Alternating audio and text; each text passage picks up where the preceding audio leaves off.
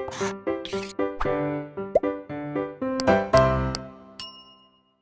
Students, blueprint digital में आपका स्वागत है। मैं आपका फिजिक्स टीचर अनुज शर्मा। जैसा कि आप सब लोग जानते हैं, हमारा अध्याय 2 शुरू हो चुका है और इसमें हम स्थिर विद्युत विभव के बारे में पढ़ चुके हैं। इसमें हमने कुछ विभवांतर के बारे में भी समझा था और हमने विद्युत क्षेत्र और विद्युत विभव का दूरी के साथ तुलना भी करी थी कि विद्युत क्षेत्र दूरी के साथ किस प्रकार घटता है और विद्युत विभव भी किस प्रकार घटता है। बच्चों, मैं आपसे फिर कहना चाहूँगा, जो लोग हमारे चैनल से जुड़े हुए हैं, जो लोग नए हमारे चैनल से अभी जुड़े हैं, वो लगातार हमारे चैनल के माध्यम से हमारी क्लास को सब्सक्राइब करिए, इन्हें देखते रहिए। आपको बोर्ड की परीक्षाओं को करने के लिए बहुत ज़्यादा सहायता मिलेगी। ठीक है बच्चों। तो बच्चों, अध्याय 2 में जो आज हम इम्पॉर्टेंट टॉपिक पढ़ने वाले हैं वो इस प्रकार हैं। सबसे पहले बच्चों, आज हम 2 आवेशों के निकाय की स्थिर ऊर्जा के बारे में पढ़ेंगे। ठीक है स्टूडेंट्स। इसके बाद हम 3 आवेशों के निकाय की स्थिर ऊर्जा का सूत्र देखेंगे। इसका डेरिवेशन नहीं होगा, इससे ही हम इसका सूत्र निकाल लेंगे। ठीक है स्टूडेंट्स। इसके बाद बच्चों, सबसे इंपॉर्टेंट, एक तो ये बहुत इंपॉर्टेंट है स्टूडेंट्स, और उसके बाद जो इंपॉर्टेंट आता है वो है बाह्य क्षेत्र में निकाय की स्थिर ऊर्जा। बच्चों, ये बहुत पूछा गया है और इस पे एनसीईआरटी में न्यूमेरिकल भी दिए हुए हैं। और उसके बाद बच्चों, मैं आपको भी बोर्ड के प्रश्न करवाऊंगा। जितना टॉपिक हम डिस्कस कर चुके होंगे उस पर हम टॉपिक करेंगे। ठीक है बच्चों। तो उस क्वेश्चन को करने के बाद हम थोड़े से परफेक्ट हो सकते हैं और बोर्ड के हिसाब से अपनी तैयारी कर सकते हैं।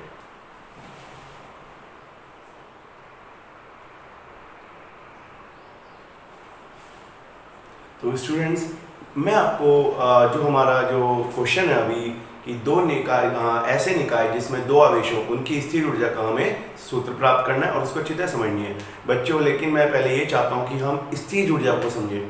बहुत स्टूडेंट्स ऐसे होते हैं जो स्थिर ऊर्जा को समझ ही नहीं पाते, और मैं अगर आपको डायरेक्ट डेरिवेशन करके दूंगा तो आपको बस आप रट के जाओगे, आपको नहीं समझ में आएगा।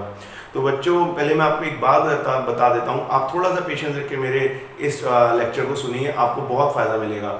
बच्चों, पहले मैं बताना चाहता हूँ, जनरली हम बात करते हैं ऊर्जा में तो हम बात करते हैं यांत्रिक ऊर्जा, गतिज ऊर्जा या स्थिर ऊर्जा।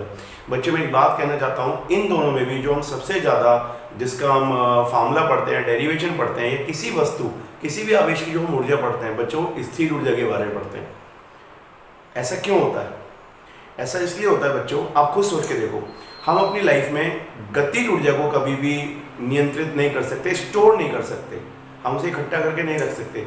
हम किसी भी वस्तु, किसी भी आवेश की जो ऊर्जा है वो स्थिर ऊर्जा को संचित करके रख सकते हैं, और ये ऊर्जा को जब हम चाहते हैं ये गतिज ऊर्जा में कन्वर्ट हो जाती है, जिसका हम यूज़ कर लेते हैं। तो बच्चों, स्थिर ऊर्जा हमेशा गतिज ऊर्जा से ज़्यादा इंपॉर्टेंट रहती है पढ़ने के लिए, इसलिए मैं बता रहा हूँ हम किसी वस्तु की स्थिर ऊर्जा पढ़ते हैं। तो मैं चाहता हूँ पहले स्थिर ऊर्जा को थोड़ा समझें, उसके बाद मैं इसका डेरिवेशन स्टार्ट करूँगा। तो आप ये ना समझें कि डेरिवेशन नहीं आया और सर ये क्या पढ़ा रहे हैं, आपको थोड़ा पेशेंस रखना पड़ेगा। बच्चों, मैंने आपके लिए यहाँ पे 2 फिगर दिखाई हुई है, आप देखो एक बार। बच्चों, मैं चाहता हूँ, एक में मैंने 2 स्रोत आवेश दिखाए हुए हैं, एक में धनात्मक और एक में ऋणात्मक। ठीक है बच्चों। और यहाँ पे मैंने एक बहुत छोटे लघु चार्ट दिखाए हुए हैं, एक प्लस क्यू और एक, दोनों प्लस क्यू दिखाए हुए हैं। और बच्चों, इन्हें परीक्षण आवेश भी बोलते हैं। जो पहले बच्चे हैं वो जानते हैं ये परीक्षण आवेश है, ये एक छोटा आवेश है। ठीक है स्टूडेंट्स, ये दोनों परीक्षण आवेश है। बच्चों, एक बात बताओ, अगर मैं इस प्लस क्यू को इस बिंदु ए पर लाना चाहता हूँ, ऊपर वाली फिगर में, जिसे मैं चित्र 1 कह सकता हूँ, और इस प्लस क्यू को इस बिंदु ए पर लाना चाहता हूँ या इस बिंदु बी पर लाना चाहता हूँ, जो बिल्कुल ए के समान है, और ये मेरी सेकंड फिगर हो गई। तो बच्चों, मैं जानना चाहता हूँ कि किसमें मुझे प्रॉब्लम होगी या किसमें मुझे कार्य करना पड़ेगा। बहुत बच्चे इस बात को नहीं समझ पाते। बच्चों, ध्यान से समझना, इस स्रोत आवेश का, जो धनात्मक आवेश का, इसका विद्युत क्षेत्र इस तरफ होगा, और इसी वजह से ये किसी धनात्मक आवेश पे जो बल लगाएगा वो भी इसी दिशा में लगाएगा। बच्चों, ये वाला जो स्रोत आवेश है ऋणात्मक, ये धनात्मक आवेश पे, क्योंकि इसका इलेक्ट्रॉन किस तरफ होगा बच्चों, इस तरफ, तो ये इसी तरफ फोर्स लगाएगा। तो बच्चों, एक बात ध्यान रखना, हमेशा के लिए आपको मैं बता रहा हूँ, जिससे आपको किसी भी डायरेक्शन को पढ़ने में दिक्कत नहीं होगी। बच्चों, जब भी हम, क्योंकि यहाँ पे प्रतिकर्षण बल लग रहा है, आप अगर गौर से देखें तो यहाँ पे कौन सा बल है बच्चों, ये है प्रतिकर्षण बल, प्रतिकर्षण। और बच्चों, ये कौन सा बल लगेगा यहाँ पे, आकर्षण। यह बहुत ध्यान से समझो बच्चों, जब भी हम प्रतिकर्षण बल के विरुद्ध, यानी प्रतिकर्षण बल के विरुद्ध कार्य करेंगे, कार्य, तो बच्चों ध्यान रखना वो कार्य हमेशा धनात्मक आता है, धनात्मक कार्य आएगा। और यही जो धनात्मक कार्य होगा ये स्थिर ऊर्जा यानी पॉजिटिव स्थिर ऊर्जा के रूप में संचित होगा, पॉजिटिव स्थिर ऊर्जा। ये ध्यान रखना बच्चों, ठीक है बच्चों। तो ये ध्यान रखना जब भी हम किसी प्रतिकर्षण बल के विरुद्ध कार्य करते हैं तो वो कार्य हमेशा धनात्मक होता है, ठीक है बच्चों। वैसे तो स्थिर ऊर्जा दो बिंदुओं के बीच का जो होती है मान होती है, लेकिन मैं अभी से इतना बता रहा हूँ कि अगर हम किसी प्रतिकर्षण बल के विरुद्ध आ रहे हैं तो स्थिर ऊर्जा हमेशा बढ़ेगी और वो धनात्मक होगी। आप ये भी कह सकते हैं, या मैं ये कह सकता हूँ धनात्मक स्थिर ऊर्जा बढ़ेगी, आप ऐसे भी समझ सकते हो। ये ज्यादा सही है कि बढ़ेगी, ठीक है स्टूडेंट। और बच्चों अगर इसकी मैं दूसरे विपरीत बात करूं, अगर आकर्षण बल के कारण, क्योंकि यहाँ पे आकर्षण बल लग रहा है, क्योंकि ये ऋणात्मक स्रोत आवेश इस प्लस क्यू को आकर्षित करेगा, इसमें मुझे बाह्य बल नहीं, बाह्य कार्य नहीं करना पड़ेगा, मुझे बाह्य बल नहीं लगाना पड़ेगा, क्योंकि ये बल कौन लगाएगा बच्चों, ये बल स्रोत आवेश खुद लगाएगा। और जब ऋणात्मक यानी आकर्षण बल के विरुद्ध कार्य करते हैं, आकर्षण बल के विरुद्ध, तो बच्चों आकर्षण बल के विरुद्ध कार्य करने का क्या मतलब है, बोला तो जाएगा आकर्षण बल के विरुद्ध, लेकिन आकर्षण बल खुद ही कार्य कर रहा है, हम ये कह सकते हैं। ये विरुद्ध नहीं कह सकता मैं, हम कह सकते हैं आकर्षण बल के कारण जो कार्य प्राप्त होता है बच्चों वो सदैव ऋणात्मक होता है, ऋणात्मक। आप समझ रहे हैं मेरी वाली बात। तो इस स्थिति में जैसे जैसे मैं निगेटिव या ऋणात्मक स्रोत आवेश की तरफ लाऊंगा, इस क्यू आवेश का जो कार्य है वो ऋणात्मक होगा और इसमें इसकी स्थितिज ऊर्जा जो ऋणात्मक स्थिर ऊर्जा होगी वो बढ़ेगी, लेकिन ऋणात्मक में बढ़ेगी, याद ध्यान रखना, यानी वो ऋणात्मक होती जाएगी। तो बच्चों ये दो बहुत बातें ध्यान रखनी है। अब हम क्या करेंगे, स्थिर ऊर्जा के बारे में सूत्र प्राप्त करेंगे और स्थिर ऊर्जा का डेरिवेशन करेंगे, ठीक है स्टूडेंट्स। तो स्टूडेंट्स अब हम अपना जो हमारा मेन क्वेश्चन है, दो आवेशों के निकाय की स्थिर ऊर्जा, इसका व्यंजक प्राप्त करेंगे और इसको थोड़ा समझेंगे बच्चों। ज़्यादा बड़ा फॉर्मूला नहीं है, समझना थोड़ा ध्यान से, जिस समझ में है।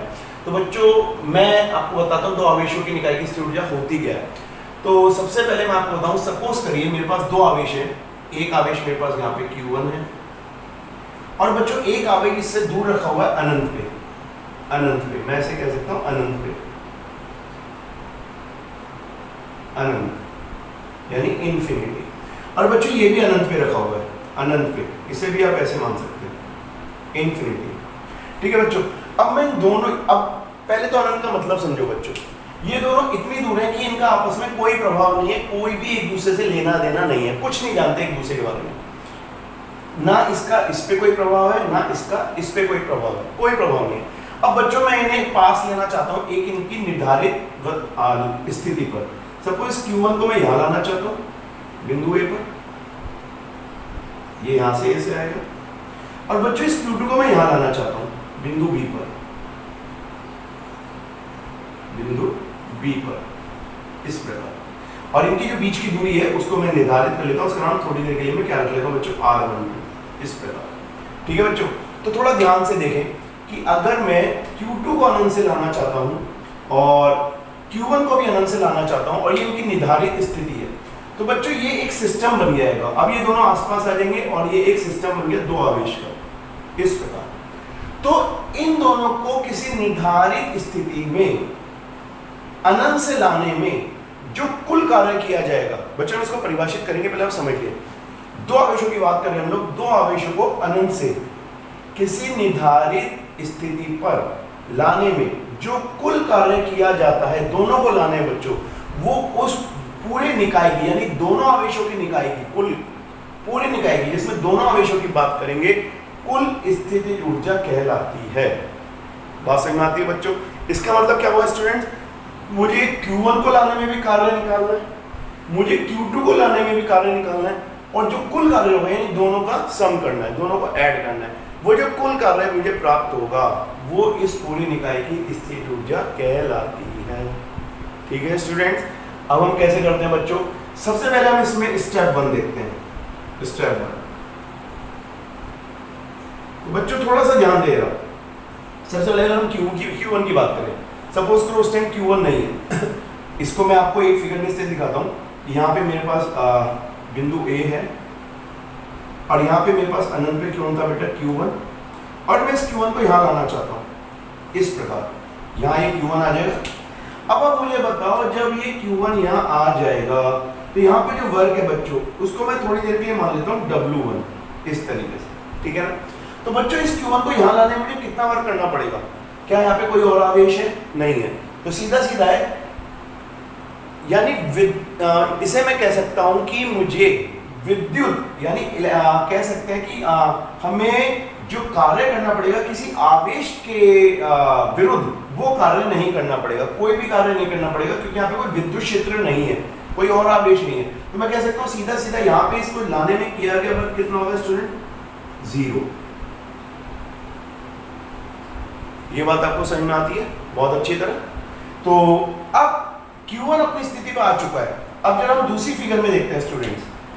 दूसरी फिगर में अगर मैं आपको दिखाऊं, ये आप ध्यान से देखो दूसरी फिगर में, तो दूसरी फिगर में अब Q1 अपनी जगह आ चुका है। अब Q1 यहाँ पे है, हम बात करते हैं ये Q1 है, ये रहा Q1, ठीक है स्टूडेंट्स। अब हम इसको यहाँ नहीं दिखाएंगे बच्चों, लेकिन Q2 अभी भी यही है, ये यहाँ पे Q2 है। अब बच्चों मैं इसको इसकी निर्धारित लोकेशन पे लाना चाहता हूँ इस प्रकार। तो बच्चों जब मैं इसको यहाँ लाना चाहूंगा, मैं इसको यहाँ लाना चाहता हूँ, तो क्या मैं इसको यहाँ आराम से ले आऊंगा?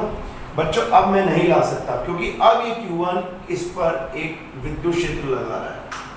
अब विद्युत क्षेत्र लगा रहा है तो बच्चों इसको हम थोड़ा नीचे बना देते हैं जिससे हमें कोई दिक्कत ना हो। तो बच्चों अगर यहाँ पे विद्युत क्षेत्र है इस दिशा में, यहाँ पे इस प्रकार, तो बच्चों यहाँ पे कहीं ना कहीं बल भी लगेगा।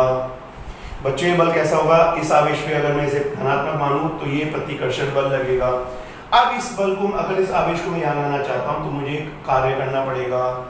वो कार्य जो मुझे करना पड़ेगा उस कार्य को मैं थोड़ी देर के लिए मान लेता हूँ W2। ये बात आप समझते हैं। और इन दोनों के जो बीच की दूरी है उसको मैं कितना दिखा देता हूँ? R12। ये आप समझ सकते हैं बच्चों। तो कुल मिला के आप समझ सकते हैं कि जो Q1 आवेश था वो मेरा कहाँ से आया था? वो मेरा इंफिनिटी से आया था, अनंत से। और ये मेरा कहां से आया है? अनंत से। तो बच्चों ये जो मुझे वर्क करना पड़ेगा, कार्य करना पड़ेगा, ये कार्य को अगर मैं निकाल लूं, ठीक है बच्चों, और जो पहला वर्क मेरा है W1 और जो दूसरा वर्क मेरा है W2, इन दोनों को जोड़ दो तो जो कुल वर्क आएगा बच्चों वो इस पूरे निकाय की स्थितिज ऊर्जा आएगी। ये बात आप समझ सकते हैं। यही बच्चों स्थिर ऊर्जा कहलाती है अगर मैं कुल वर्क निकाल लूं, स्थितिज ऊर्जा। ठीक है स्टूडेंट, तो आप अच्छी तरह समझ सकते हैं। मैंने आपको अभी कॉन्सेप्ट समझाने की कोशिश करी है, आप कॉन्सेप्ट समझिए, डेरिवेशन आपको आराम से आ जाएगा। तो हमारी जो बोर्ड की फाइनल फिगर होगी बच्चों, वो आप ये वाली फिगर बनाएंगे जिसका नाम मैं ए रख रहा हूँ। ये आपकी फाइनल फिगर होगी, ये आपको एग्जाम में नहीं बनानी है, सिर्फ समझाने के लिए। आपकी फाइनल फिगर इस तरीके से बनेगी। ठीक है स्टूडेंट्स, तो स्टूडेंट्स अब आप समझ सकते हैं कि हमें W2 निकालना है, क्योंकि W1 हमारा 0 है, क्योंकि Q1 को लाने में कोई कार्य तो करना नहीं पड़ा। W2 को हम कैसे निकालेंगे? तो बच्चों हम ये जानते हैं, अब आप अच्छी तरह समझ चुके होंगे कि जब मैं इस Q2 को B पे लाया हूँगा तब यहाँ पे जो विद्युत क्षेत्र होगा वो विद्युत क्षेत्र की वजह से इस बिंदु B पे एक पोटेंशियल होगा बच्चों, ये आप जानते हैं। और वो पोटेंशियल किसकी वजह से होगा? इस बिंदु का होगा, विद्युत क्षेत्र के कारण होगा, और ये विद्युत क्षेत्र है Q1 आवेश का। तो आप अच्छी तरह समझ सकते हैं। तो अगर यहाँ पे मैं विद्युत विभव की परिभाषा के अनुसार उसका सूत्र लगाऊं तो बच्चों क्या होता है? सूत्र आप अच्छी तरह जानते हैं। सूत्र होता है VB बराबर 1/4 पाई एप्सिलॉन नॉट। ये तो आप जानते नहीं है, तान के वायु के लिए, निर्वात के लिए। बच्चों अब आप जानते हैं वर्क जो VB होगा वो होगा किया गया वर्क। किया गया वर्क का नाम मैंने कितना रखा है बच्चों? वो आप कहते हैं W2। ये आप जानते हैं अच्छी तरह, क्लियर है। और बच्चों आप देखें जरा, अगर ये W2 है तो किसको लाने में वर्क किया है बच्चों? मैंने Q2 चार्ज को। तो मैं कहूँगा प्रति एकांक आवेश। ये आपको समझ में आता है, जिससे मैं आपको पिछली क्लास में पढ़ा चुका हूँ। ठीक है स्टूडेंट्स, तो बच्चों इस इक्वेशन का नाम अगर हम थोड़ी देर के लिए रख दें, इसको फर्स्ट मान लें, ठीक है स्टूडेंट्स, और इसको हम थोड़ी देर के लिए क्या कहते हैं? सेकंड कहते हैं, इस प्रकार। ठीक है, तो अब हमें क्या निकालना है बच्चों? हमें W2 निकालना है। अब W2 निकालना अगर है तो आप जरा देखें, W2 कैसे आएगा, W2 हो जाएगा बच्चों 4 पाई एप्सिलॉन नॉट, ठीक है स्टूडेंट्स। और अच्छा VB में 1/4 पाई नहीं आता, इसके में जरूरत ही नहीं, तो हम ये क्यों लेके चल रहे हैं, इसके में जरूरत नहीं है। विभव होता है किया गया वर्ग प्रति एकांक आवेश। हाँ ठीक है बच्चों। अब बच्चों ये कितना आ जाएगा, W2 बराबर VB इंटू Q2, ठीक है स्टूडेंट्स।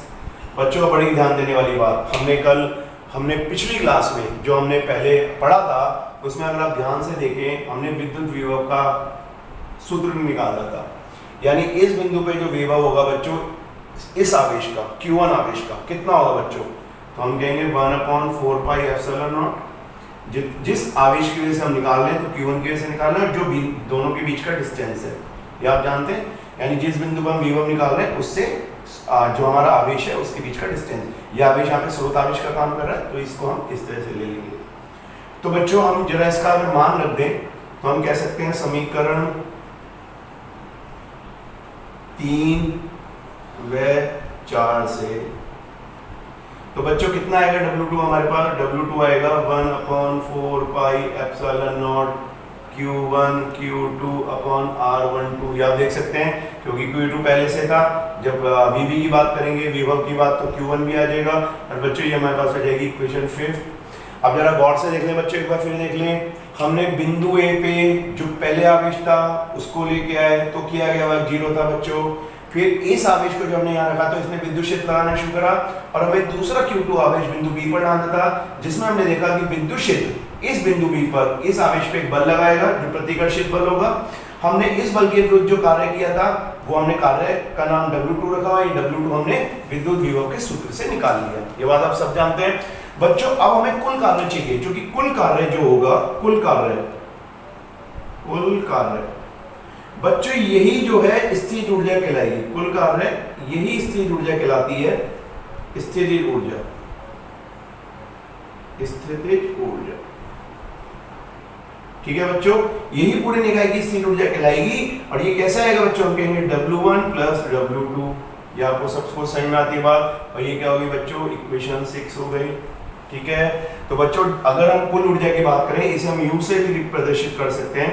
तो बच्चों W1 तो 0 था, W2 कितना है बच्चों, 1/4 pi epsilon not Q1 Q2 upon R12। बच्चों 1-2 से आप कंफ्यूज मत हो ना, वो मैंने नाम रखा है दो आवेश के बीच के लिए 1-2, आप R भी लिख सकते हो। तो बच्चों हमारे पास जो कुल फॉर्मूला आया आप देख सकते हैं 0, इसको थोड़ी देर के लिए मैं हटा देता हूं।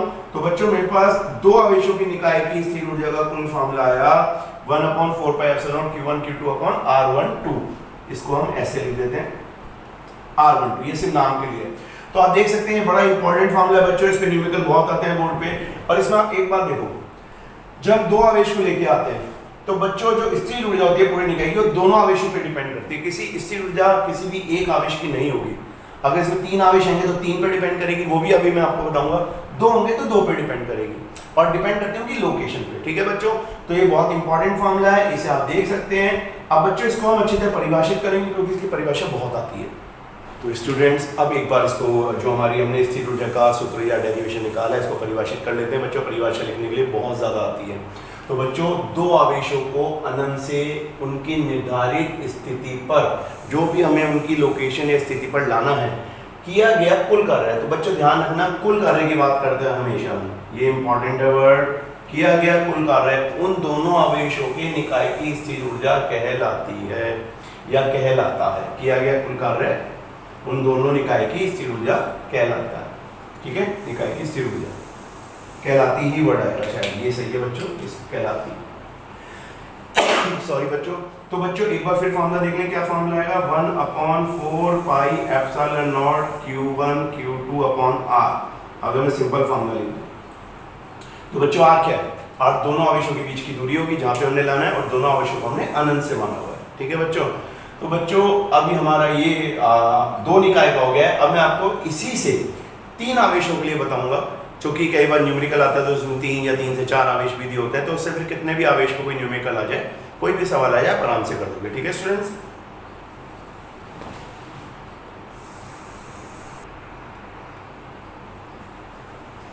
तो स्टूडेंट्स अब हम देखेंगे कि तीन आवेश अगर एक निकाय बनाते हो या किसी निकाय में तीन आवेश होते हैं उनकी स्थिर ऊर्जा क्या होगी। बच्चों मैं पहले बता दूं ये बिल्कुल उसी तरह हुई जैसे हमने ये वाला डेरिवेशन करा है, तो थोड़ा सा ध्यान से देखें, बिल्कुल आसान है, कोई इसमें दिक्कत नहीं है। तो बच्चों सपोज करो मैं एक तीन आवेश लेता हूँ जो किसी त्रिभुज के शीर्ष पे है, आप कुछ भी मान सकते हैं कहीं पे भी, मैंने त्रिभुज के शीर्ष लिए, ठीक है स्टूडेंट। अब बच्चों मैं मान के चलता हूँ कि इस त्रिभुज के तीन शीर्ष पे मुझे तीन आवेश लाने हैं, आप ऐसे समझ लो। और तीन आवेश कैसे लाने हैं आप ये समझो थोड़ी देर के लिए। सपोज एक आवेश है मेरा यहाँ पे Q1 जो अनंत पे है, यहाँ पे ये अनंत कह सकते हैं हम, इन्फिनिटी। एक मेरा Q2 आवेश है बच्चों, वो यहाँ पे है और वो भी अनंत पर है, इन्फिनिटी, और उसे मैं B पे लाना चाहता हूँ, Q1 को मैं A पे लाना चाहता हूँ। और एक आवेश मेरा अनंत पर है बच्चों Q3, इसे मैं C3 पे लाना चाहता हूँ। इस प्रकार मैं तीन आवेश को यहाँ पे लाना चाहता हूँ, ठीक है। जब Q1 यहाँ पे आ जाएगा, Q2 यहाँ पे आ जाएगा, Q3 यहाँ पे आ जाएगा, तो ये पूरा सिस्टम बना लेंगे इस प्रकार। एक पूरा सिस्टम मुझे मिलेगा इस प्रकार, ये पूरा एक निकाय बनेगा बच्चों। और इस पूरे निकाय की मुझे स्थिर ऊर्जा चेक करनी है, यानी निकालनी है। और बच्चों इनके बीच की दूरी अगर मैं मान लूँ थोड़ी देर के लिए, R12 मान लूँ, ये मैं R23 मान लूँ और ये मैं R13 मान लूँ, तो ये किस तरीके से निकालूंगा बच्चों में, तो इसको थोड़ा सा ध्यान रखना, इनको हम कैसे निकालेंगे बिल्कुल उसी तरीके से बच्चों। मैं क्या करता हूं, सबसे पहले एक दोबारा से एक त्रिभुज बनाता हूं, हम इसको स्टेप बाय स्टेप समझेंगे बच्चों। सबसे पहले मैं फर्स्ट स्टेप की बात करता हूं। फर्स्ट स्टेप में क्या होगा, सबसे पहले बच्चों सपोज करो मैं अनंत से यहां से Q1 को लेके आता हूं बिंदु A पर, इस प्रकार, ठीक है बच्चों। अब बच्चों ध्यान रखो, जब मैं Q1 को लेके आऊंगा अनंत से, यहाँ पे मैं लेके आया और ये अनंत पे है। अनंत का मतलब फिर मैं बता दूं बच्चों, अनंत का मतलब ये मानते हैं जहां पे किसी और आवेश का कोई भी प्रभाव ना हो इस पे, यानी इसकी ऊर्जा आप मान लो जीरो, शून्य, क्योंकि ऊर्जा तभी होगी जब कोई बल आकर्षण या प्रतिकर्षण लग रहा होगा, हम मान के चल रहे शून्य, ठीक है बच्चों। अब बच्चों एक बात बताओ, यहाँ पे इस टाइम कोई और आवेश नहीं है, तो ना तो इस पे कोई प्रतिकर्षण बल लग रहा है ना इस पे कोई आकर्षण बल लग रहा है, तो इसको लाने में जो वर्क होगा उसे मैं थोड़ी देर के लिए अगर बच्चों यहाँ पे मान लेता हूँ कि मुझे W1 वर्क करना पड़ा, ठीक है स्टूडेंट, ये मैंने मान लिया, जो मुझे कैसा प्राप्त होगा वो जीरो है। अब बच्चों मैं मानता हूँ कि मुझे दूसरा आवेश लेके आना था, दूसरा आवेश मेरा यहाँ पे है Q2। तो स्टूडेंट्स हम देख चुके हैं कि अगर हम सिर्फ Q1 को लाएं और अभी हम Q2 Q3 को नहीं लेके आए तो हमें कितना वर्क करना पड़ा, W1। और बच्चों अगर हम एक एक करके बात करें तो ये W1 कितना होगा बच्चों, ये 0 होगा, ठीक है ना। अभी हम बाकी किसी और आवेश को तो लेके आए नहीं। अब बच्चों थोड़ी देर अगर बात करें कि Q1 आ चुका है, अब हम Q2 को लेके आएंगे। अगर मैं Q2 को यहाँ पे लेके आऊँ बच्चों इस जगह, तो Q2 को लाने में किया गया वर्क अगर मैं W2 मान लूँ, तो बच्चों अब तो Q1 मौजूद है और ये हम पढ़ चुके हैं, जब किसी एक आवेश पे दूसरे आवेश को लाया जाता है तो उसकी जो कुल स्थिर ऊर्जा होती है, कुल वर्क होता है, वो कितना होता है बच्चों, वो कुल वर्क होता है W2, अगर मैं उसका नाम रखूं 1/4 pi epsilon not Q1 Q2 upon R12। बच्चों इसे तो दोबारा समझने की जरूरत नहीं है ना, क्योंकि तो पिछला डेरिवेशन यूज कर लिया हमने। किसी एक आवेश के अगेंस्ट अगर विरुद्ध हम दूसरा आवेश लाएं तो दोनों जो आवेश की निकाय की स्थिर ऊर्जा वो इतनी होती है, यही वर्क स्थिर ऊर्जा कहलाता था। अब बच्चों को मैं तीसरी बात, अब ये जो मेरा आवेश यहाँ पे रखा है Q3 जो अनंत पर है, इस प्रकार बच्चों अगर मैं उसे यहां लेके आऊं, इस Q3 को मैं यहाँ पे लेके आता हूं। बच्चों मैं आपको एक बात बता दूं, ये आपको सिर्फ समझना है, समझना बहुत जरूरी है, क्योंकि जब बोर्ड के न्यूमेरिकल आते हैं जो बच्चे रट के आते हैं फिर वो लगा नहीं पाते, तो ये आपको समझना है। तीन आवेशों का कभी भी डेरिवेशन नहीं आता, आवेश का डायरेक्शन दो का ही आता है, ये सिर्फ आपको समझना पड़ेगा। तो बच्चों यहाँ पे अब Q3 लाऊंगा तो आप देखो क्या होगा, Q1 जो कि Q1 मौजूद है और अब तो Q2 भी मौजूद है, Q1 इस पे एक प्रतिकर्षण बल लगाएगा, ये तो आप जानते हैं प्रतिकर्षण बल लगेगा। क्यों लगेगा, क्योंकि इसका अपना एक विद्युत क्षेत्र होगा, यहाँ पे ये एक अपना विद्युत क्षेत्र लगा रहा है इस तरफ, और Q2 भी अपना एक प्रतिकर्षण बल लगाएगा। क्योंकि अगर हमने सारे आवेश धनात्मक माने हो तो हम अपने को समझने आने के लिए सारे आवेश धनात्मक ले लेते हैं, और ये भी स्पेस लगाएगा क्योंकि अपना एक इलेक्ट्रिक फील्ड लगाएगा यहाँ पे। तो बच्चों इसका मतलब ये है कि Q3 को लाने में Q1 के विरुद्ध भी कार्य करना पड़ेगा और Q2 के विरुद्ध। तो अगर हम एक एक करके बात करें कि Q3 को लाने में जो वर्क करना पड़ा वो W23 करना पड़ा, तो W3 वर्क कितना होगा बच्चों, पहले हम एक काम करते हैं Q1 के विरुद्ध ले लेते हैं। तो Q1 के विरुद्ध का क्या मतलब है, जब हम Q1 को और इसको लेंगे तो दो आवेश बन जाएंगे, तो हम कहेंगे Q1 Q3 और R13, ये तो आपको समझ में आता होगा। और बच्चों इसी प्रकार जब हम Q3 को Q2 के विरुद्ध देखूंगा तो फिर कैसे करेंगे, तो हम कहेंगे क्या होगा बच्चों, तब हमारे पास होगा W4 मतलब W3 होगा, और हम इसमें ही कर लेते हैं 1/4 पाई एप्सिलॉन नॉट, ये होगा Q2 Q3 अपॉन R23। तो बच्चों क्या है ये हमारे पास, ये हमारे पास कुल कार्य आ चुका है, कुल कार्य। ये कुल कार्य कैसा है बच्चों, तीनों आवेश को अनंत से उनकी निर्धारित स्थिति पर लाने पे जो किया गया कुल कार्य है, वो बच्चों अगर मैं सारे कार्यों को, यानी अगर मैं W1 plus W2 plus W3 इन सबको जोड़ दूं, तो बच्चों यही इस पूरे निकाय की क्या कहलाएगी, स्थितिज ऊर्जा।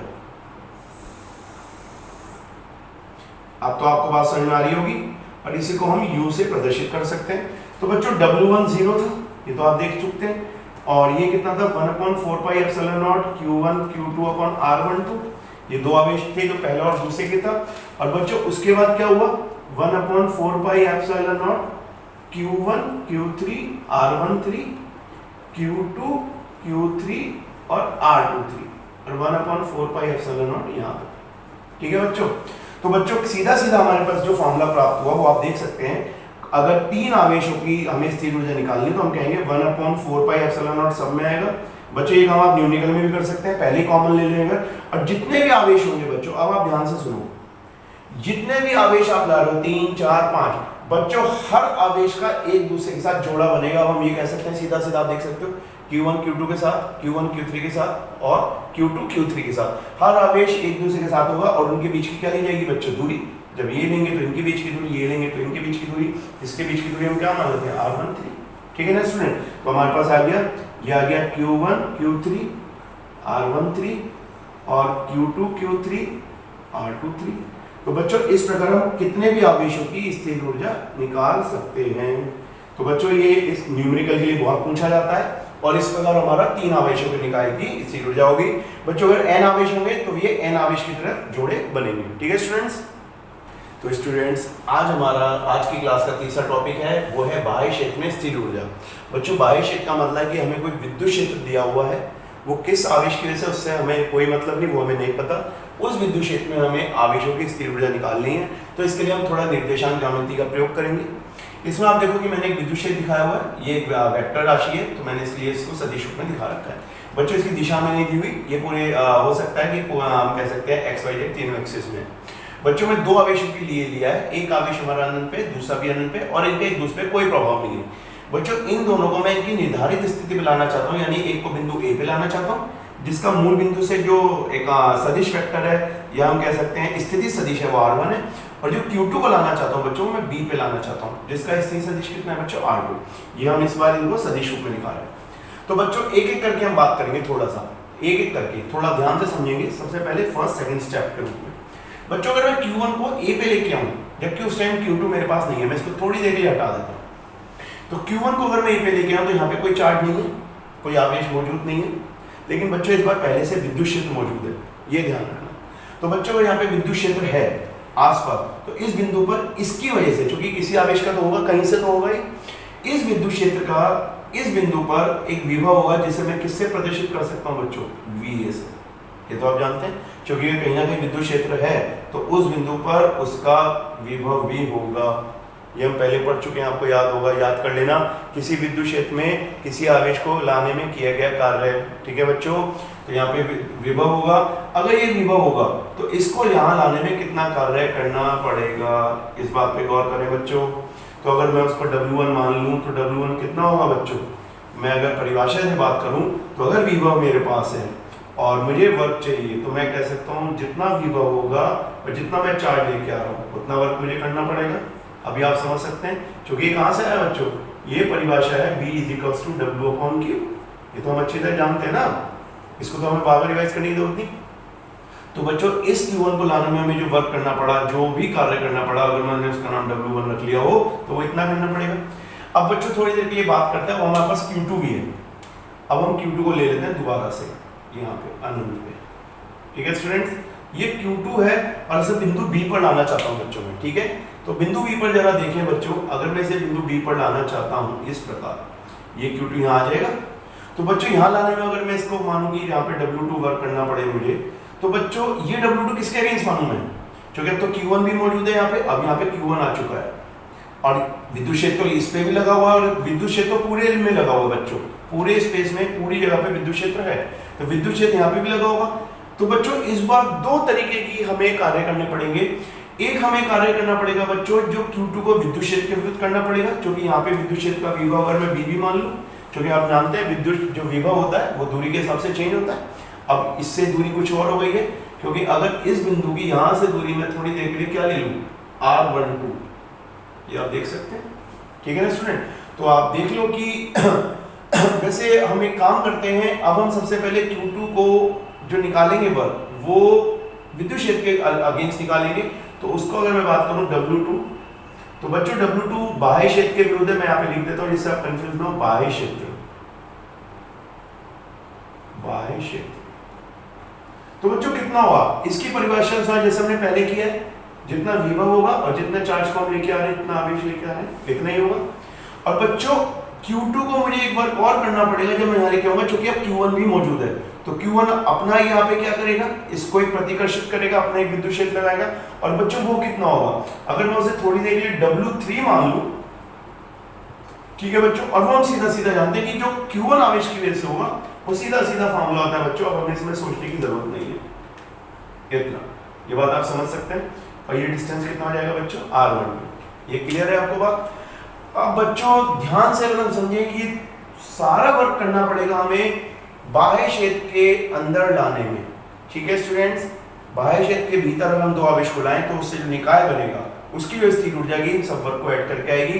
तो बच्चों वो स्थिर ऊर्जा को अगर हम निकालें, इस पे एनसीईआरटी में न्यूमेरिकल भी दिया हुआ है बच्चों, तो इसको थोड़ा ध्यान से समझेंगे।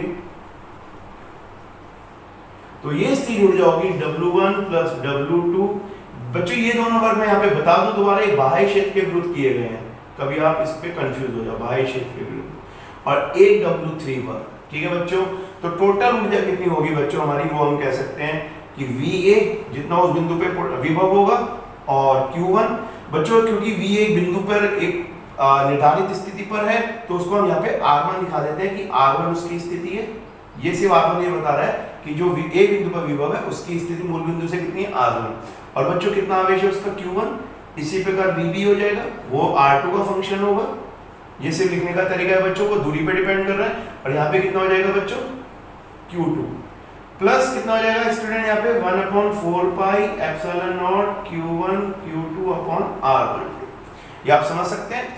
तो बच्चों इस प्रकार हम ये पूरा जो हमने वर्क किया निकाला है बाह्य क्षेत्र में, ये पूरे सिस्टम की स्थिर ऊर्जा कहलाती है, ठीक है स्टूडेंट्स। तो अब हम इस पे आगे बोर्ड के न्यूमेरिकल भी करेंगे बच्चों। मैं अब आपको थोड़ा सा नोट करके बात बताना चाहता हूँ, हालांकि ये अलग से एनसीईआरटी में हेडिंग है, पर मैं इसको सिंपल बताना चाहता हूँ, इसे हम न्यूमेरिकल में यूज करेंगे, इसके ऊपर कभी कोई डेरिवेशन नहीं आता। बच्चों बहुल आवेशों के कारण जो विद्युत विभव होता है वो कैसे निकाला जाता है, ठीक है। तो इसको हम सिंपली थोड़ा समझेंगे, इसमें ऐसा कोई बहुत ज्यादा कुछ नहीं है, इसमें तो न्यूमेरिकल करेंगे हम लोग। बच्चों अगर हमारे पास एक से ज्यादा आवेश है, यानी 1 2 3 n आवेश है, ठीक है बच्चों, और हमें किसी दिए हुए बिंदु P पर इन सब आवेश का विभव चाहिए, कुल विभव, तो कैसे निकल के आता है बच्चों। तो ध्यान रखना बच्चों, सबसे पहले तो मैं आपको ये बता दूं, विभव जो है वो स्केलर यानी अदिश राशि है, अदिश राशि, अदिश राशि, ठीक है स्टूडेंट्स।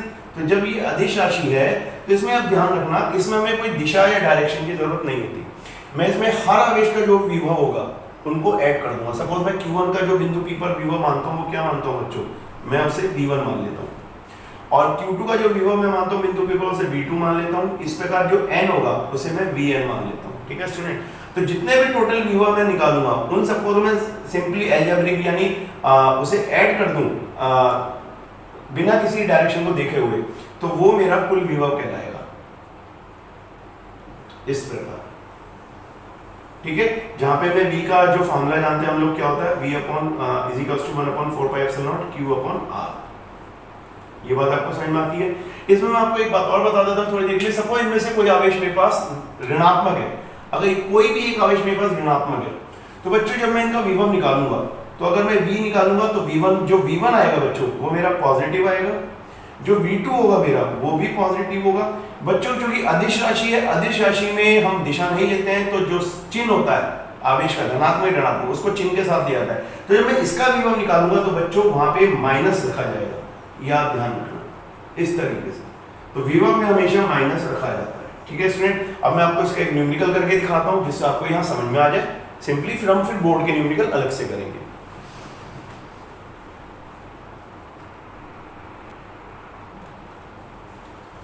बच्चों अब मैं आपको थोड़ा सा एक उदाहरण के रूप में किसी दो आवेश का विभव निकालना सिखाता हूँ। इसमें मैंने एक धनात्मक लिया हुआ है, एक ऋणात्मक लिया हुआ है, और इसमें थोड़ा सा आप देख सकते हैं ध्यान से कि पहला आवेश जो है वो हमने लिया हुआ है प्लस का 7 माइक्रोकूलम, एक दिया हुआ है Q2 जिसकी वैल्यू है माइनस का 2 माइक्रोकूलम। मैंने जानबूझ के एक धनात्मक लिया, एक ऋणात्मक लिया, और इन दोनों के बीच की दूरी मैंने इसको हम ले लेते हैं 4 सेंटीमीटर। ये सिर्फ आपको समझाने के लिए, इसके बाद हम बोर्ड के न्यूमेरिकल करेंगे। बच्चों हमें क्या करना है, बिंदु O पर जो उसका सेंटर पॉइंट है, मध्य पॉइंट है बिंदु O पर, मध्य बिंदु पर, ये मध्य बिंदु है। इसे आपको समझाने के लिए मैं बता दूं, इसे आप समझ पाए। मध्य बिंदु पर कुल विभव निकालना है, कुल विभव। ठीक है स्टूडेंट्स, तो कुल विभव कैसे निकालेंगे, थोड़ा इस बात पे गौर कर लेते हैं। तो बच्चों सबसे पहले हम Q1 आवेश का विभव निकालेंगे, जिसे हम थोड़ी देर के लिए क्या मान लेते हैं, V1। तो इसमें दिशा नहीं होगी, हमें दिशा से कोई भी लेना देना नहीं है। तो V1 कैसे आएगा बच्चों, हम जानते हैं 1/4 पाई एप्सिलॉन नॉट, जो एक चार्ज होगा वो Q1 होगा, और बीच की दूरी बच्चों यहाँ से बीच की दूरी कितनी हो जाएगी बच्चों, 2 सेंटीमीटर, जिसे हम 2 × 10⁻² मीटर कर सकते हैं। ये तो डायरेक्ट कर सकते हैं हम लोग। और बच्चों इसी प्रकार जब मैं दूसरा विभव निकालूंगा कितना होगा, तो वो होगा 1/4 पाई एप्सिलॉन नॉट। बच्चों यहाँ पे मैं चार्ज को माइनस के साथ रखूंगा, तो ये जो चार्ज निगेटिव में दिया हुआ है, अभी मैं इसका मान इस तरह से रख लेता हूँ, फिर मैं इसकी वैल्यू रख दूंगा। तो ये आ जाएगा 2 × 10⁻², जो कि ये भी कितनी होगी बच्चों, 2 सेंटीमीटर होगी। बच्चों मैं Q1 Q2 की अगर वैल्यू रखूंगा तो कितनी होगी, अब मैं सबकी वैल्यू रखता हूँ। ये नियतांक की वैल्यू आप जानते हैं कितनी होती है, 9 × 10⁹। Q1 बच्चों हमारे पास है +7, और माइक्रोकूलम को हम कूलम में करेंगे तो -6 कूलम आ जाएगा, और ये हो जाएगा 2 × 10⁻²। ठीक है स्टूडेंट, इसी प्रकार से बच्चों अगर मैं V2 निकालूं तो V2 9 × 10⁹। बच्चों Q2 की वैल्यू मुझे माइनस के साथ रखनी है, तो ये माइनस मैंने यहाँ लगा दिया बाहर, इसे आप चाहो तो यहाँ देख लो, ये माइनस यहाँ बाहर लगा दिया, 9 × 10⁹। और Q2 की वैल्यू होगी बच्चों 2 × 10⁻⁻6, और बच्चों ये हो जाएगा नीचे कितना, 2 × 10⁻²। बच्चों यहाँ पे गौर से एक बात देखना, ये माइनस क्यों आया यहाँ पे, बच्चे बहुत कंफ्यूज होते हैं कि माइनस लेना है क्या। यहाँ पे बच्चों का सदिश राशि होती है तो वहाँ पे हम दिशा दिखाते हैं, दिशा के हिसाब से माइनस आता है नहीं आता। लेकिन यहाँ पे अदिश राशि है, विभव हम निकालने वाले वो अदिश राशि है। अदिश राशि में जो भी हमें आवेश दिया होगा वो उसके चिन्ह के साथ लिया जाएगा। ठीक है, तो आपको बल्कि मैं करने के लिए, जैसे आप आगे कंफ्यूज हो, मैं ये माइनस करे यहाँ लगा देता हूँ, ये ध्यान रखना, इससे आपको कंफ्यूज नहीं होना है। क्योंकि आवेश जब हम किसी अदिश राशि की गणना करते हैं तो जो आवेश होता है वो चिन्ह के साथ लिया जाता है। तो बच्चों अगर मुझे कुल विभव निकालना है, मैं अगर यहाँ पे थोड़ी देर के लिए बात करूँ कुल विभव कितना होगा, तो बच्चों कुल विभव मेरा होगा जिसे मैं कह सकता हूँ V1 + V2। ठीक है स्टूडेंट, तो आप देखें जरा 9 × 10⁻⁹, जो चीज में कॉमन है मैं पहले अगर कॉमन निकाल दूं इसमें, और 2 × 10⁻², तो बच्चों यहाँ मेरे पास कितना आएगा, और मैं कह सकता हूँ मेरे पास -6 भी कॉमन है, तो बच्चों यहाँ मेरे पास आएगा +7 और यहाँ पे आएगा -2। ये तो आप देख सकते हैं आराम से। तो बच्चों अगर मैं इसको सॉल्व करूँ थोड़ी देर के लिए, तो 9 × 10⁻9 -6 ये बच्चों, और ये ऊपर जाएगी तो प्लस हो जाएगी, तो हम कह सकते हैं 9 -6 और +2, सारी पावर को हम इस तरह से लिख लें, और ये 10 के ऊपर है, और ये आ जाएगा 5 और नीचे बचेगा 2। तो बच्चों ये कितना हुआ हमारे पास, हम कह सकते हैं 9 हो गया, ये 9 और 2 11, 11 में से 6 गए बच्चों कितना होगा तो आप समझ सकते हैं हमारे पास 5 बचेगा, तो हम कहेंगे 10⁵ ठीक है स्टूडेंट, आप देख सकते हैं इतने आएगा, और ये आएगा 5/2। तो बच्चों अगर हम इसको सॉल्व कर लें, इससे तो आप सॉल्व आराम से कर सकते हैं, तो हम अगर इसे काट देते हैं 4.5 आएगा, तो ये आ गया 4.5 × 5 × 10⁵, 10⁵5 आ जाएगा बच्चों। तो कितना हो गया बच्चों, ये आ जाएगा, जो भी हम इसकी मल्टीप्लाई करेंगे ये आ जाएगा बच्चों 22.5 × 10⁵5, और इसकी यूनिट क्या होगी बच्चों, क्योंकि इसकी यूनिट होती है जूल पर कूलम, जिसे हम बच्चों बोलते हैं वोल्ट, तो हम इसको आगे से वोल्ट ही लिखेंगे। तो बच्चों मेरा इसको समझाने का सिर्फ एक ही मतलब था, आगे जब हम बोर्ड के न्यूमेरिकल करेंगे, किसी भी निकाय का विभव निकालते समय हम अगर ऋणात्मक है तो ऋणात्मक चिन्ह लेंगे, धनात्मक है तो धनात्मक लेंगे, और बिना दिशा को देखे हुए उसको ऐड कर देंगे, और इस पार्ट से हमारा कुल विभव आ जाएगा। तो स्टूडेंट्स अब मैं आपको कुछ न्यूमेरिकल करवाऊंगा जो एनसीईआरटी में दिए हुए हैं और बोर्ड में बहुत बार पूछे गए हैं। ठीक है, इसको हम थोड़ा ध्यान से समझेंगे। बच्चों हमें जो प्रश्न दिया हुआ है एनसीईआरटी का वो है, उसमें दो आवेश गिवन है, 7 माइक्रोकूलम धनात्मक तथा -2 माइक्रोकूलम, ठीक है। इनसे जो बनने वाला निकाय है बच्चों, उस बार हमें उसकी स्थिर ऊर्जा निकालनी है, स्थिर ऊर्जा। और बाह्य क्षेत्र हमारे पास अनुपस्थित है, यानी किसी बाह्य क्षेत्र की हमारे पास कोई बात नहीं की गई है। और दोनों जो आवेश हैं उनकी स्थिति निर्देशांक हमें दिए हुए हैं, एक का -9 सेंटीमीटर 0 0, एक का +9 सेंटीमीटर 0 0। तो बच्चों ये क्या है, ये बेसिकली एक्स वाई जेड के रूप में हम समझ सकते हैं इन्हें। ये एक्स वाई जेड निर्देशांक है जिन्हें हम अपनी फिजिक्स में यूज करेंगे। कैसे, तो मैं एक काम करता हूँ, एक मूल बिंदु की तरह यहाँ पे ले लेता हूँ। ये हमारे पास कोई एक मूल बिंदु हो गया। बच्चों पहला आवेश का जो निर्देशांक है -9 है, तो अगर मैं इसे x और x' मानूं तो -9 क्या होगा, x का नेगेटिव एक्सिस होगा, तो यहाँ पे मैंने ले लिया इस प्रकार। और यहाँ पे मेरा जो आवेश है बच्चों कितना है, 7 माइक्रोकूलम, 7 माइक्रोकूलम, ठीक है स्टूडेंट। तो इसका यहाँ पे जो निर्देशांक है वो -9 सेंटीमीटर 0 0। अब इसी प्रकार अगर मैं दूसरा देखूं तो वो यहाँ पे है बच्चों, और उसका जो निर्देशांक है वो है +9 सेंटीमीटर 0 0, क्योंकि +9 है तो धनात्मक x एक्सिस की तरफ है। और यहाँ पे हमारे पास है -2 माइक्रोकूलम, ठीक है स्टूडेंट। बच्चों अब मैं आपको बता दूं कि मुझे इन दोनों आवेशों से बनने वाले निकाय की स्थिति ऊर्जा निकालनी है, ठीक है स्टूडेंट। तो अब हमें इस बात में कोई दिक्कत नहीं होनी चाहिए कि स्थिर ऊर्जा का फॉर्मूला में क्या लगाना है। तो दो आवेशों की स्थिर ऊर्जा होती है बच्चों 9 × 10⁹ Q1 Q2 R, ठीक है बच्चों। तो थोड़ा ध्यान से अगर हम देखें तो R कितनी होगी बच्चों, यहाँ से यहाँ तक, ये मूल बिंदु से -9 है, माइनस का मतलब ऋणात्मक x एक्सिस है, लेकिन डिस्टेंस जो है 9 ही है, ये भी 9 है, तो कुल दूरी हो जाएगी बच्चों R हमारे पास है 18 सेंटीमीटर, जिसे हम लिख सकते हैं 18 × 10⁻² मीटर, ठीक है स्टूडेंट। 18 × 10⁻² मीटर या 18 × 10⁻²। तो बच्चों अगर आप इसका मान कैसे रखेंगे हम लोग, इनका मान रखेंगे 9 × 10⁹ Q1 हमारे पास कितना है बच्चों 7। और बच्चों माइक्रोकूलम को हम हमेशा कूलम में, क्योंकि SI सिस्टम SI प्रणाली हमें यूज करनी है। इसी प्रकार दूसरा आवेश कितना है बच्चों -2, यहाँ पे आ जाएगा -2 × 10⁻⁶। और बच्चों दूरी हमारे पास कितनी है 18 × 10⁻²। ये आप देख सकते हैं, इस तरह से हमने मान रख दिया। अब बच्चों इसे हम सॉल्व करेंगे तो आप देख सकते हैं सॉल्व किस प्रकार करेंगे। जो माइनस है पहले हम उसे बाहर ले लें, तो माइनस बाहर आ जाएगा। बच्चों सॉल्व करने का सबसे अच्छा मेथड मैं आपको बताता हूँ, हमेशा कुछ बच्चे गड़बड़ करते हैं बोर्ड में। बच्चों सबसे पहले हमें पावर को, यानी जो 10 की घात हमारे पास है उन्हें सॉल्व करना चाहिए। तो हम इसमें इसको थोड़ा देख लेते हैं हमें कैसे करना है। यहाँ पे हमारे पास माइनस साइन आ गया, 9 आ गया, पूरा 7 आ गया और 2 आ गया। इसमें पावर देंगे बच्चों, ये है 9 और ये माइनस के 12 ऊपर बन गई, तो ये कितनी बचेगी बच्चों, माइनस के 3 बचेगी। तो ये हमारे पास 10 की घात बची माइनस के 3, और ये -2 नीचे से ऊपर जाएगा तो कितना हो जाएगा प्लस। इसमें तो आपको कोई दिक्कत नहीं आएगी, और ये 18 हो गया, ठीक है स्टूडेंट। तो आप देख सकते हैं बहुत छोटी हो गई है हमारी टर्म। अब बच्चों अगर हम इसको यहाँ पे देखें दोबारा से, ये कितना हो जाएगा, तो -9 7 हम जानते हैं, 9 और 7 की गुणा कितनी होगी 63, और ये 2 आ गया। और बच्चे हो जाएगा 10⁻⁻1, ये आप देख सकते हैं। तो एक बार फिर चेक कर लेते हैं, हमारे पास -12 पावर है, प्लस के 9 है, 12 में से 9 गए 3 बचेंगे, माइनस के नीचे माइनस ये ऊपर चलेगी, तो ठीक कर रहे हैं हम लोग। और ये हमारे पास 18 आ गया, 2 9 18, ये आ गया बच्चों।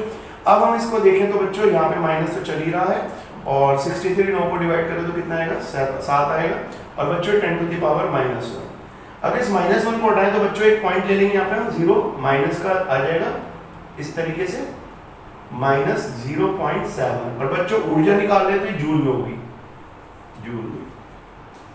तो इस प्रकार देख सकते हैं हम कि हमने दो निकाय जिनके हमें निर्देशांक दिए थे और एक में ऋणात्मक धनात्मक चिन्ह दिया हुआ था, हमने उसकी ऊर्जा इस प्रकार निकाल ली है, ठीक है स्टूडेंट। तो ये आप आराम से देख सकते हैं, इस प्रकार से हमारी ऊर्जा आ गई है और वो ऋणात्मक आई है, ठीक है स्टूडेंट।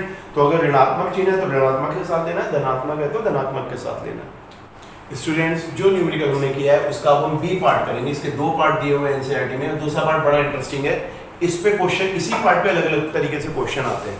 तो देखो जरा, दोनों आवेश जो हमें पहले आवेश दिए हुए थे, दोनों आवेशों को अगर अलग कर दिया जाए, अलग करके अनंत पर ले जाने में किया गया कुल कार्य बताओ, ठीक है बच्चों, या अनंत पर ले जाने में किया गया कार्य बताओ, ठीक है।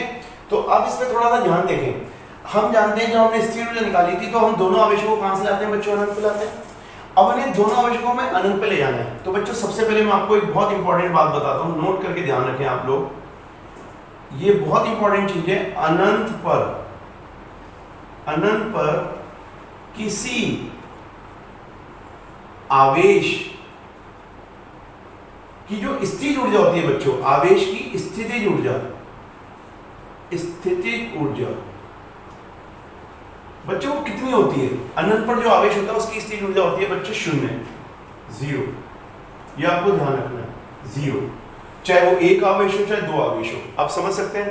तो बच्चों अगर यहाँ पे उन्हें अनंत से लाने में जो स्थितिज ऊर्जा हमने निकाली, अगर उनसे थोड़ा सा इनिशियल यानी प्रारंभिक एनर्जी मान ले, प्रारंभिक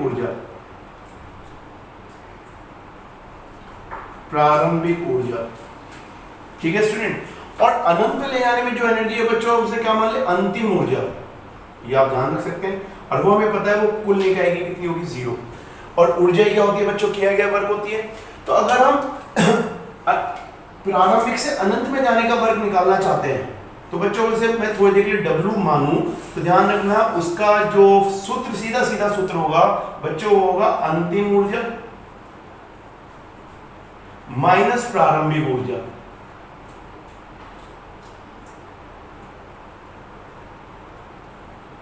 ठीक है स्टूडेंट, इस तरीके से आप कर सकते हैं इसे। तो एक सेकंड ठहर जाओ। प्रारंभिक ऊर्जा, तो बच्चों अंतिम ऊर्जा कितनी है? 0 माइनस, और प्रारंभिक ऊर्जा कितनी थी बच्चों? माइनस के 0.7। तो बच्चों अगर हम इसे देखें 0 माइनस माइनस प्लस हो गया 0.7, तो कितना आ गया? प्लस का 0.7 जूल। तो बच्चों ये जो एनर्जी डिफरेंस हमने निकाला है बेसिकली यही किया गया वर्क है। और ये आपको ध्यान रखना है, इसमें बहुत क्वेश्चन आते हैं स्टूडेंट, बहुत ज्यादा। इसमें मैं आपको एक बात बताना चाहता हूँ, अगर हमारी कोई प्रारंभिक ऊर्जा धनात्मक है, कुल ऊर्जा, तो अनंत पर ले जाने में वो अपना आप ही ऋणात्मक हो जाएगी, और अगर ऋणात्मक है तो धनात्मक हो जाएगी। इसका आप बहुत अच्छी तरह ध्यान रखें बच्चों, सीधा इसका रूल है। तो ये हमारे बोर्ड के क्वेश्चन आज समाप्त हुए। बच्चों आज की क्लास जो मैंने आपको पढ़ाई है ये बोर्ड में आपको बहुत फायदा करेगी, इसमें आपको लिख के समझना ज्यादा जरूरी है। और हमारे चैनल को सब्सक्राइब करते रहें, और इसी प्रकार आपको मैं बोर्ड के बहुत अच्छे क्वेश्चन और बहुत अच्छी कह सकते हैं कि क्वेश्चन को समझाने की कोशिश करूंगा। ठीक है स्टूडेंट्स, तब तक के लिए धन्यवाद।